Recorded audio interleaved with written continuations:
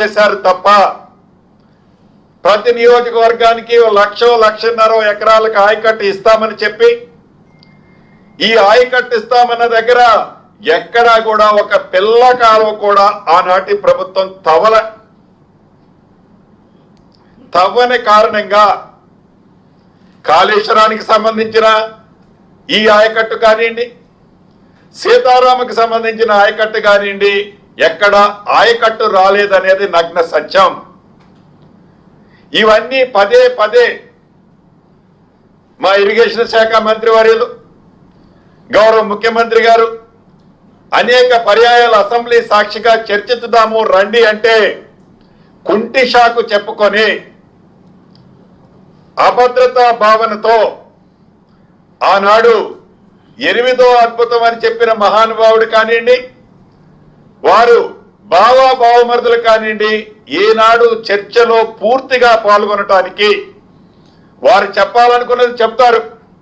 ఏదో ఏలు వంక వచ్చింది, కాలు వంకర ఉందని అసెంబ్లీ నుంచి బాయ్కాట్ చేసి వెళ్ళిపోతుంటారు.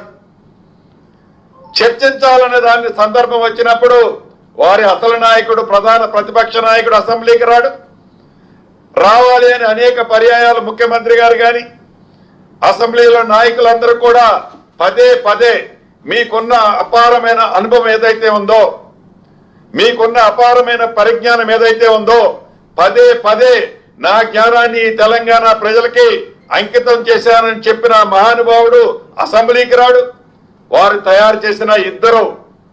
బావమరుదులు కూడా అప్ చేసిన ఆంబోటెడ్లలాగా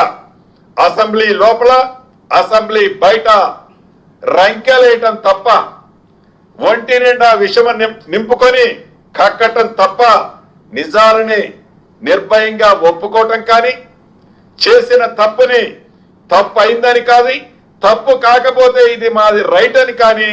ఏ రోజు చెప్పటానికి వారికి సాహసం లేకనే అసెంబ్లీకి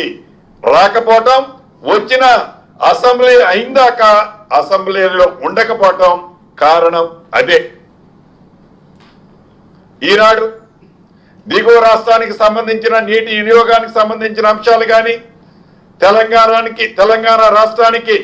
ఇటు గోదావరి కృష్ణాకి సంబంధించిన నీటి వాటాల విషయంలో కానీ అనేక పర్యాయాలు